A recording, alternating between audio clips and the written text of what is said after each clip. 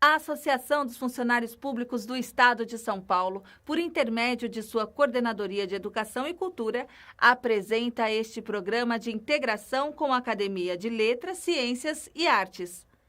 Damos abertura a este programa com as manifestações do Dr. Antônio Carlos Duarte Moreira, presidente da Academia de Letras, Ciências e Artes da AFIPESP, falando sobre a fundação da ALCA na AFIPESP e seus objetivos. O programa é uma roda de conversa com 2 acadêmicos na área de ciências. O médico pediatra Dr. Mário Santoro Júnior e a enfermeira Terezinha Ribeiro de Barros, com o seguinte tema de abordagem: cuidados e prevenções. Quando a ALCA, a Academia de Artes, Ciências e Letras, na realidade eu já mudei até a direção, ou seja, a Academia de Letras, Ciências e Artes, ela foi fundada, isso há 20 anos passados. Antes da sua fundação oficial, houve um início de atividades para a formação dessa academia. Então, a gente não pode deixar de lembrar os seus idealizadores, principalmente o professor Nicolau Antônio Torloni, que era o vice-presidente da associação, depois se tornou presidente da associação. A gestação primeira se deu na administração Wilson Ribeiro. E como surgiu essa adequação com Wilson Ribeiro a criação da academia e as atividades exercidas pela antiga Diretoria de Educação e Cultura? Deu-se por um concurso que nós realizamos com o apoiamento da Rita Damasceno Petenar, o concurso de contos, crônicas e poesias. A ordem, exatamente, ela pode... Uma coisa não exclui a outra, mas, em realidade, foi isso. Então, a partir dali, a Rita Petenar foi muito persistente com o professor Torloni, e começou, no dia a dia, fomentar situações visando um embrião da academia. Nós tivemos aí uma sucessão de episódios que levaram o professor Torloni, então, quando presidente, a formatar a academia. Ocorre que o professor Torloni, ele assumiu um mandato tampão. O Wilson Ribeiro renunciou e o professor Torloni, ele, por conta de ser o vice-presidente, ele assumiu a presidência da associação. E aí sim começou a se corporificar a ideia de se criar a Academia de Letras, Ciências e Artes, né? Porém, ele não conseguiu, na sua presidência, realizar esse sonho de Alcides Amaral Salles, Arita Damasceno Petenar, Elvira Stipe Bastos, e também eu participei disso aí, eu sou do embrião. Então, com a administração Antônio Tutílio, que assumiu, ele gostou da ideia da academia e resolveu prestigiar a criação efetiva da academia. E tanto é verdade que ele deu condições que se revestisse em atos solenes essa academia. A formação da academia foi uma formação idêntica à academia lá da Academia Brasileira de Letras, Academia Paulista de Letras e tantas outras academias que existem no país.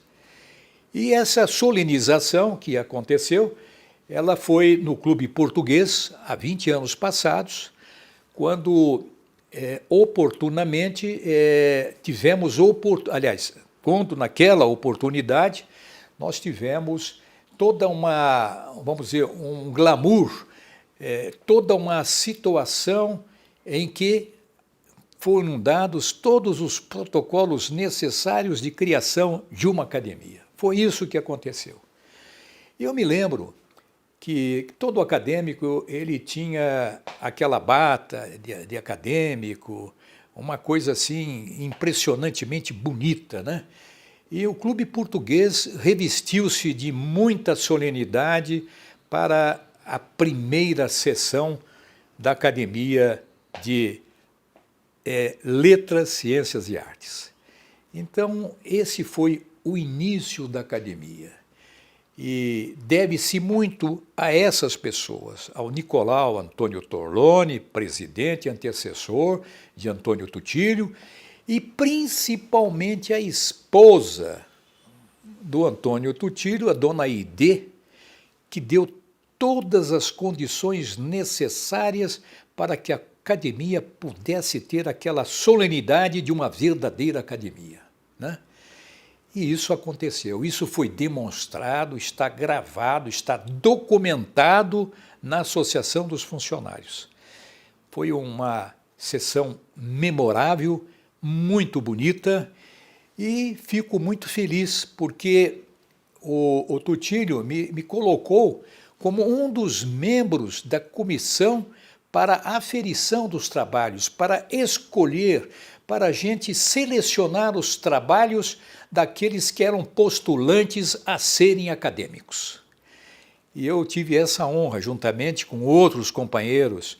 Eu me lembro muito bem, Jorge Luiz de Almeida, um desembargador que deu toda a ênfase necessária, Antônio Luiz Ribeiro Machado, Alcides Amaral Salles, a própria Arita Damasceno Petená, quer dizer, uma pleiade de pessoas importantes que participaram dessa aferição, desse registro histórico para ingresso na associação.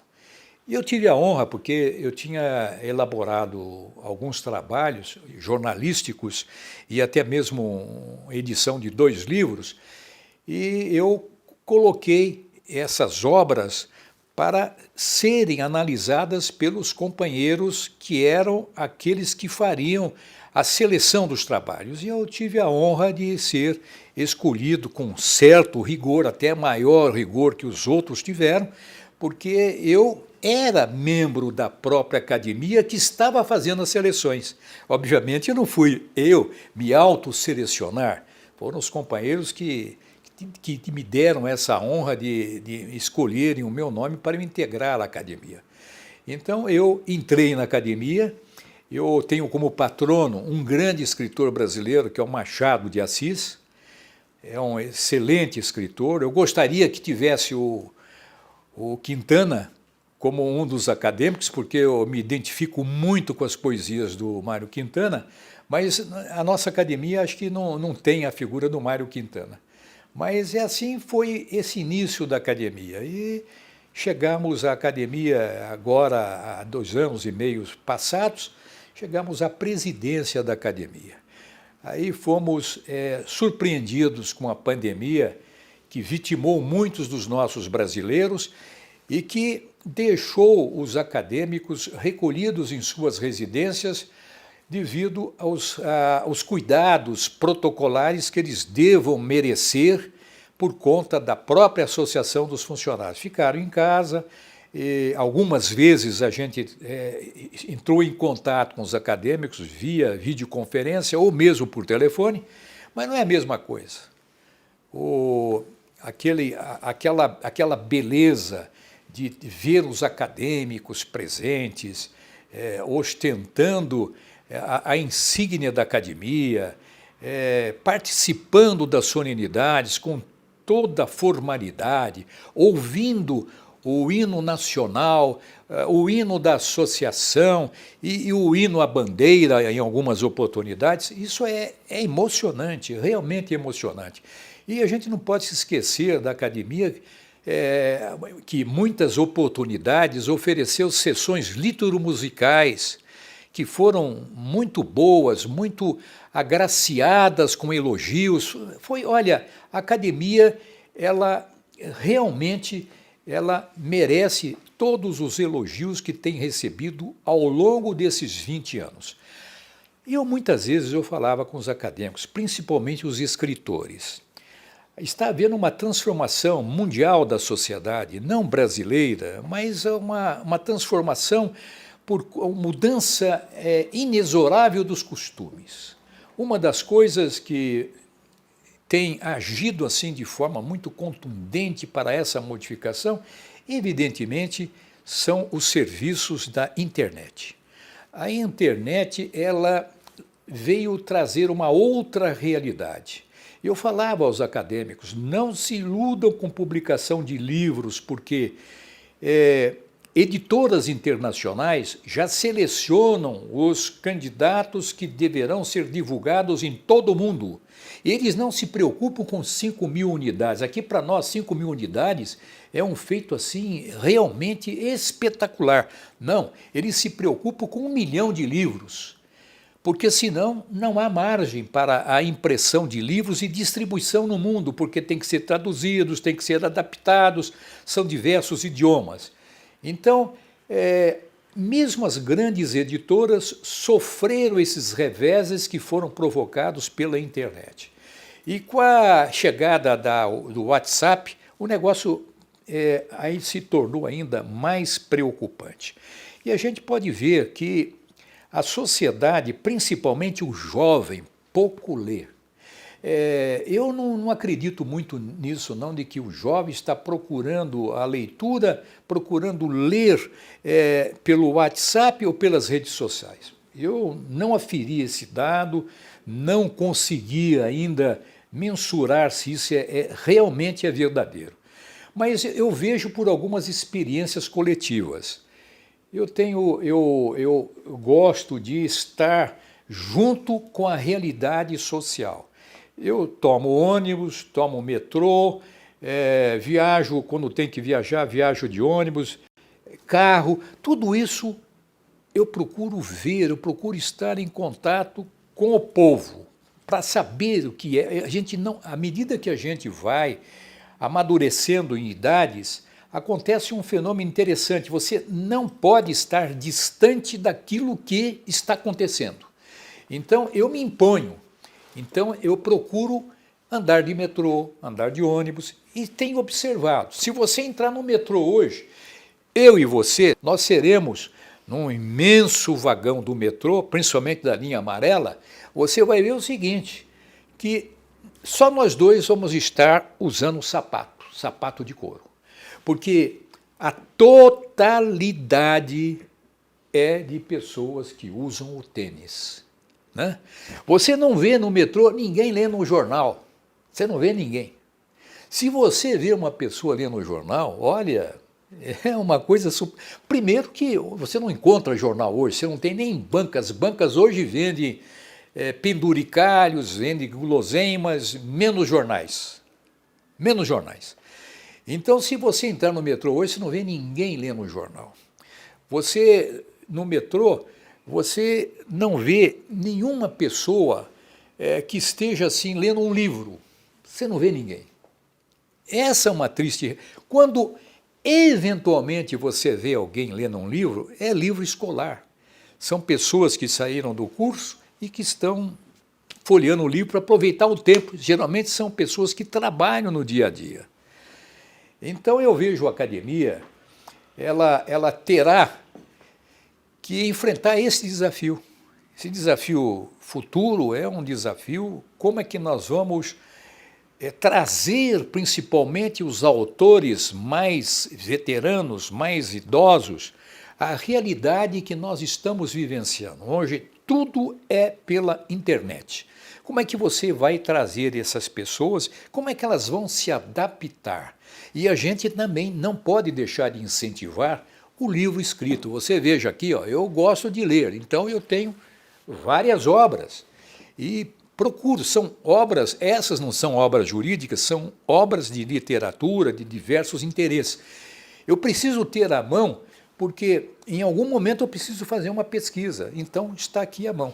Mas pouca gente hoje tem uma biblioteca, não se preocupa com a biblioteca, porque não há necessidade. Vão lá, procuram na internet e já encontram todas as informações que eles estão pesquisando. Então eu vejo a academia, e aí entra um desafio para a Coordenadoria de Educação e Cultura, onde hoje a academia está em direta concordância, né? Eu vejo um desafio para a coordenadoria para ensaiar, encontrar uma solução para esse problema que afasta o jovem da academia, afasta o jovem da leitura. E esta oportunidade, que serve para a gente meditar sobre o futuro da academia, ela é muito importante, porque nós estamos aqui numa comemoração de 20 anos da academia. E ela, obviamente, vai nos trazer algumas lições. E essas lições, uma das lições será compreender como vamos interagir com as novas gerações.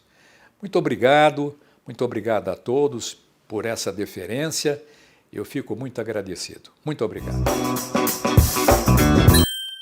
O que o senhor acha, doutor Santoro, a situação das crianças diante da pandemia de Covid? Dona Terezinha, uma pergunta bastante pertinente, e agradeço a gentileza de perguntar isto, uma vez que sou pediatra há 52 anos, então minha vida inteira dedicada à clínica de crianças e adolescentes.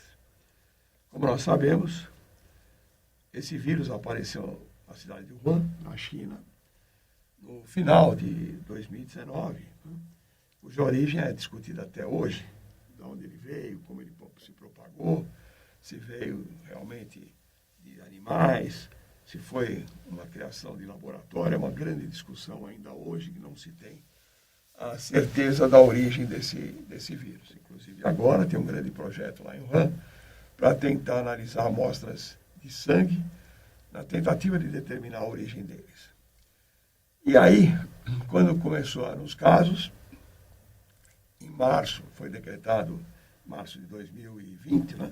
Foi decretada a pandemia, e houve um fechamento de tudo, de escolas, de comércio, de serviços, só ficaram os serviços essenciais.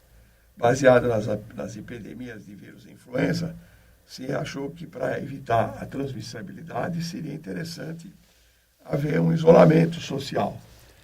E as crianças ficaram em casas.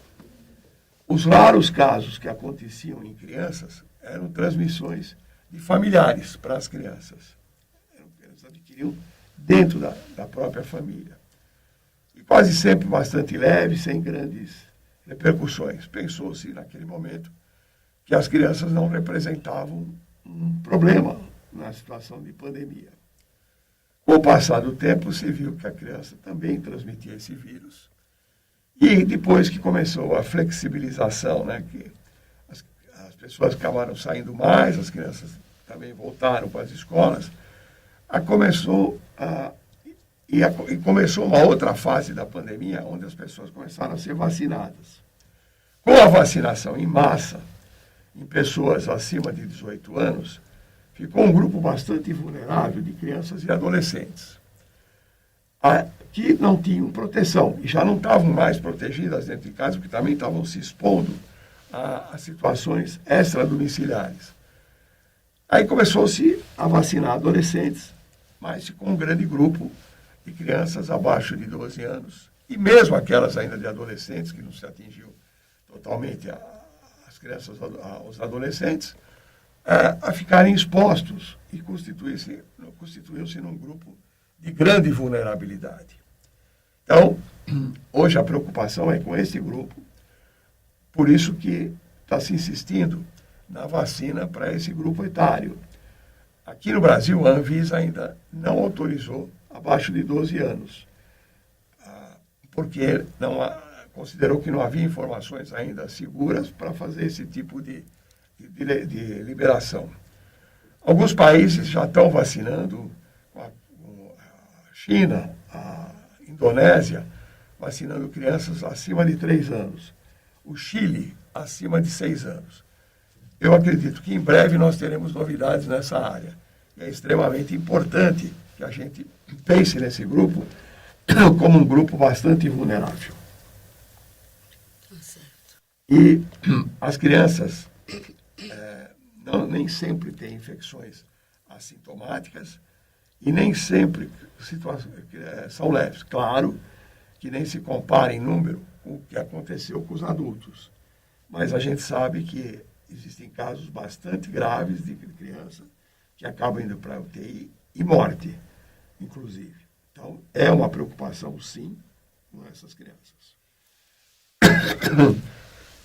Fora isso, tem toda a questão social envolvendo as famílias que tiveram casos, crianças que ficaram desamparadas, parte social bastante importante. Então, eu acho que pandemia e criança realmente é um assunto bastante sério. Inclusive, dona Terezinha, tem alguns casos, não são frequentes, mas não são incomuns também, que acabam evoluindo para o que se chama de síndrome multissistêmica, síndrome infecciosa multissistêmica pediátrica, que são bastante graves em criança. Portanto, é sim um grupo que merece atenção. E a senhora como vê a situação dessas crianças? Olha, eu vejo esta crise toda pós-pandemia, a nível de saúde pública, uma situação muito delicada, pela qual nós, outros profissionais, além dos médicos, temos que nos preparar muito, porque a nível de saúde pública, principalmente o SUS, é um órgão que hoje em dia a gente tem que se assegurar muito, porque ele está dando uma atenção logística, científica e humanitária para a população brasileira. É um momento assim que a gente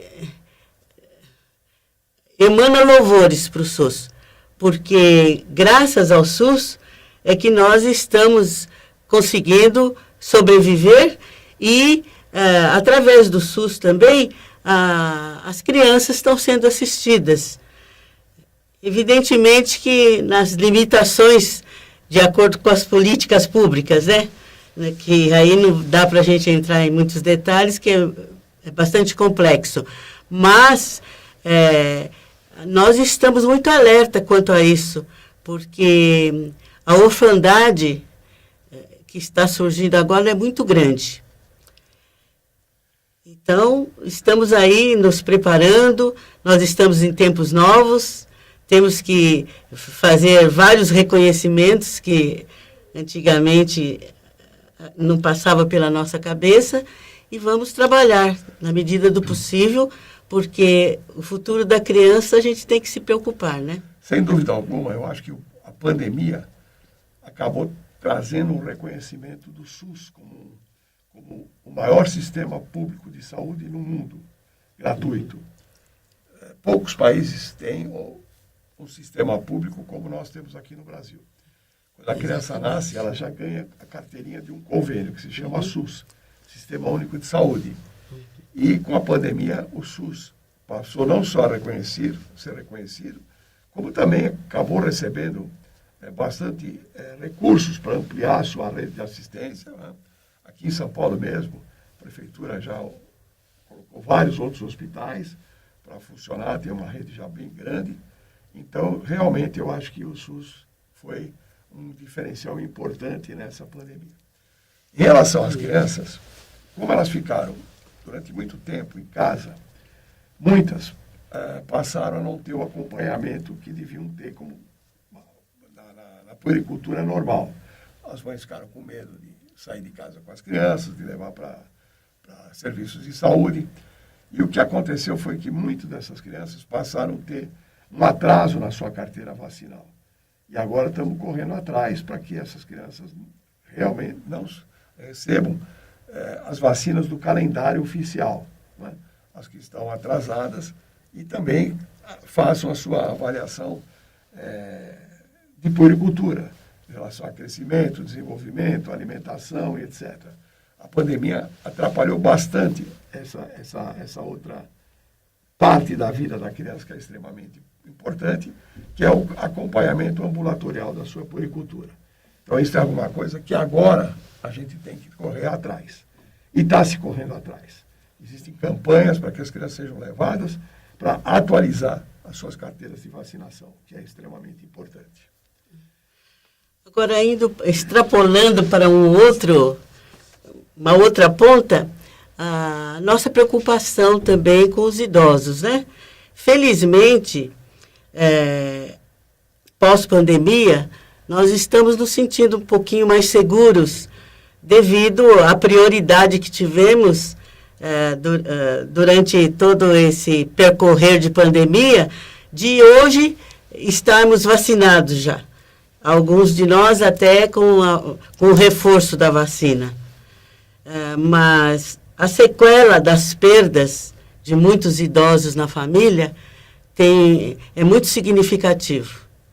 E estamos nos equilibrando para poder viver essa realidade. Muitos dos idosos eram o reforço financeiro da família, a guarda das crianças. Então, nós estamos num momento assim que, como os profissionais, temos que trabalhar em várias vertentes para que as famílias se equilibrem, as crianças se fortaleçam, os adolescentes sejam muito vigiados, porque a situação mundial, né, está bastante delicada. Como tudo tem dois lados, hoje eu vi uma questão numa determinada emissora que traz uma questão de bioética. O diretor-geral da Organização Mundial de Saúde, cujo nome eu agora não tenho aqui comigo, mas é um nome difícil de se pronunciar, levantou uma questão dizendo que a distribuição da terceira dose da vacina é imoral, porque enquanto na África, continente africano, não tem nem para a primeira dose, nós estamos favorecendo certos grupos populacionais com a terceira dose. Eu acho que esse é uma questão de bioética e num momento sem resposta. Né? Momento sem resposta. Por um lado, pensando que realmente se não existe vacina para todos, um grupo recebe mais que outro, mas é importante realmente o reforço das doses, sobretudo no grupo etário mais vulnerável, que são os idosos. Exatamente. Agora, falando um pouquinho do Brasil, né? A gente vê que nos anos 80, a assistência era uma. Agora, felizmente, apesar de todos essas dificuldades que a gente atravessa, hoje o Brasil, vejo eu, apesar das dificuldades e tudo que nós enfrentamos, ainda é um dos países que está dando uma assistência bem assim equilibrada para a atenção primária. Sim. E houve um reconhecimento da atenção primária. E isso a gente percebe que a cobertura para todos os seres humanos, de uma maneira geral, está dentro das possibilidades, estão sendo assistidas. É complexo tudo isso, fica difícil, mas eu acompanho as pessoas que ainda frequentam o SUS, que eu falo do SUS porque eu sou sanitarista, então eu tenho paixão pelo SUS. Politicamente eu brigo pelo SUS. Então, ainda acho que quando a gente chega nas unidades básicas, para muitas pessoas que ali chegam, é um segundo lar.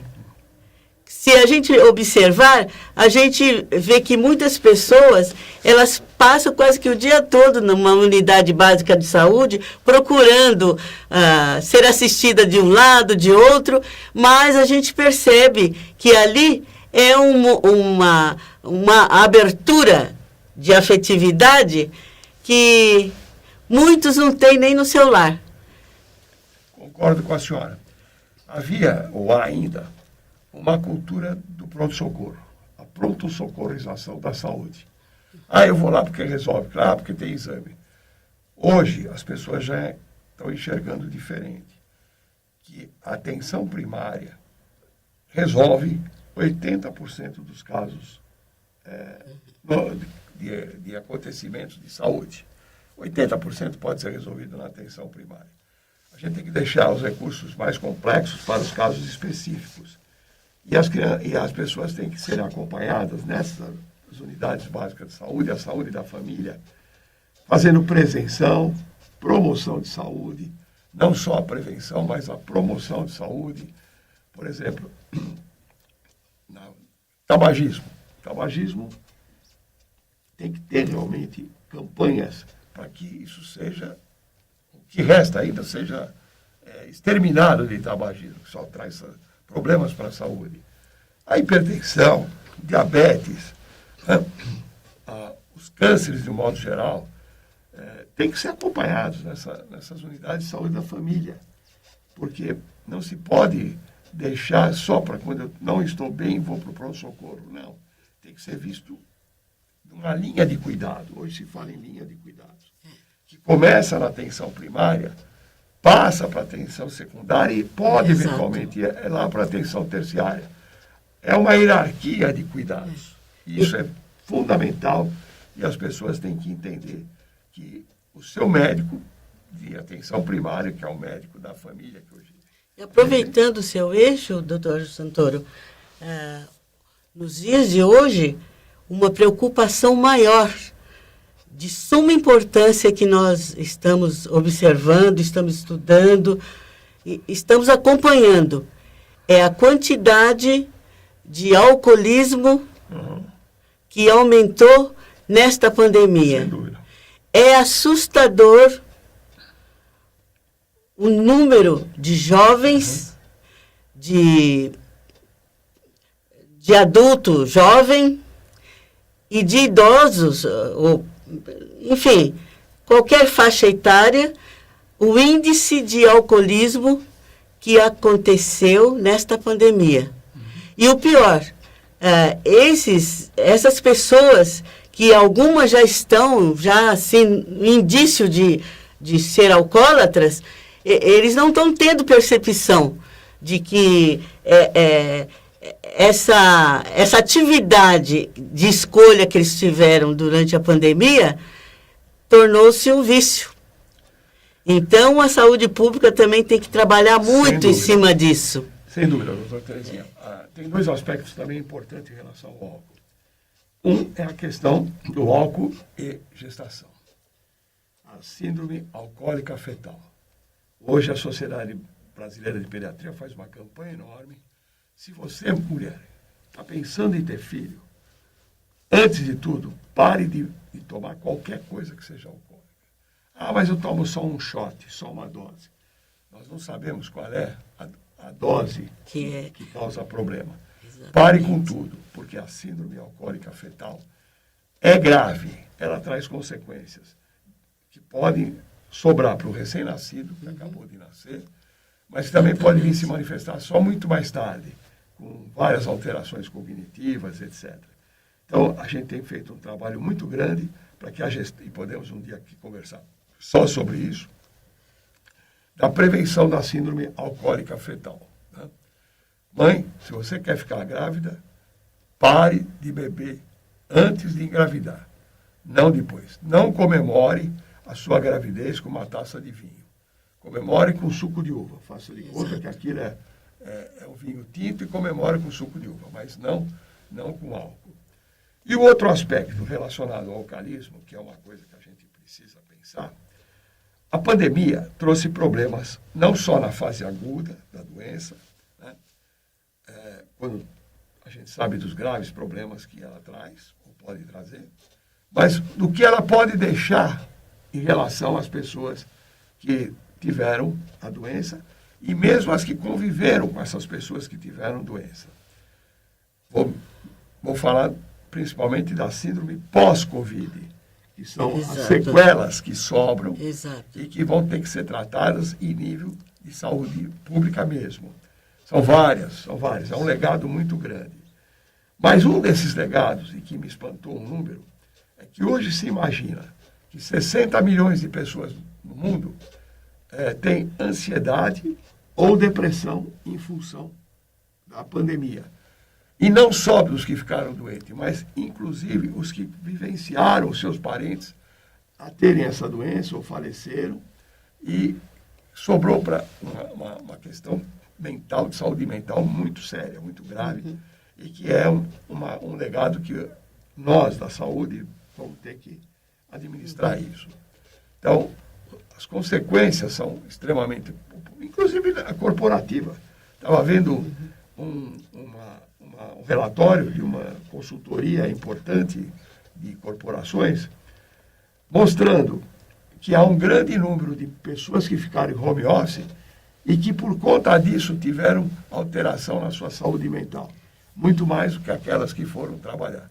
Então, veja como é complexo. Quer dizer, esse vírus, ele não só dá o problema na hora, como ele gosta de deixar marcas que ele existe. Exatamente. Né? Então, realmente é uma doença muito séria. E eu vou pôr o entre parênteses aí para que ficamos alertas também. Como o contingente de negros no Brasil é um percentual muito grande, o que eu tenho percebido, infelizmente, é que nos quilombolas, na nossa sociedade em si, por ser a raça negra de condição econômica mais baixa, a preocupação nossa é muito grande do alcoolismo que surgiu pelo desemprego, pela fome, e as outras dificuldades, as perdas, de um modo geral. O pessoal ficou em situação de luto. E a nossa preocupação até também, não sei se o senhor ouviu também esses dias aí, que a própria reportagem mostrou que o índice de alcoolismo na raça negra aumentou muito. E por todas essas questões sociais, né, que a gente culturalmente sabe que vivemos. E as questões sociais são muito importantes. Certo. A pandemia fechou muita coisa, muita gente ficou desempregada. Exato. Os que estavam mal ficaram pior. A gente está vendo... As empregadas domésticas não puderam trabalhar porque elas não podiam estar indo e voltando. As famílias também tinham que se recolher e elas também não podiam sair. Não, basta sair então, para ver a miséria. E a maioria das mulheres brasileiras, e principalmente as mulheres negras, são chefes de família. E aí decorreu todos esses desencontros, né? Que hoje nós vamos ter que fazer políticas públicas. Para isso. E principalmente nós da saúde pública precisamos trabalhar muito agora. Realmente. Eu acho que o vírus trouxe grandes preocupações, não só na sua vigência, como também na fase posterior à pandemia. Vai sobrar muita coisa para ser consertada. É a minha visão. Mas não podemos também ser tão pessimistas. Certo. A gente tem que pensar que vamos ter capacidade de resolver nossos problemas, de trazer... A sociedade se mostrou nua e crua e com todos os seus problemas, e cabe a nós ajudar a resolver todas essas questões. Né? Novos tempos estão aí. Se Deus quiser. E nós temos que ter novas expectativas, novas medidas de segurança, claro. E muito mais otimismo para poder caminharmos, né? Entre essas medidas otimistas, mais de 300 vacinas estão sendo estudadas. Exatamente. E drogas novas estão surgindo para tratar o vírus. Já tem duas, felizmente, uma né? da Pfizer, outro laboratório Merck, que parece que evitam os casos graves, sobretudo aqueles que vão chegar ao UTI. Então, nós temos que ter esperança de que vamos equacionar essas questões e que, daqui a algum tempinho, a gente possa dizer, olha, aprendemos uma grande lição. Ok, dona Terezinha, eu tive muito prazer em conversar com a senhora. Igualmente. Porque eu gosto de conversar com pessoas inteligentes. Olha, acho que o prazer foi muito mais meu, viu? Porque a gente quase não tem tempo, né, de dialogar, então estamos juntos vamos começar no dia de hoje. Nas nossas academias. Então. A A Associação dos Funcionários Públicos do Estado de São Paulo agradece a sua companhia nesta roda de conversa, ao mesmo passo em que se congratula com os nossos convidados pela disponibilidade e pelos ensinamentos. Aguardamos seus comentários e manifestações.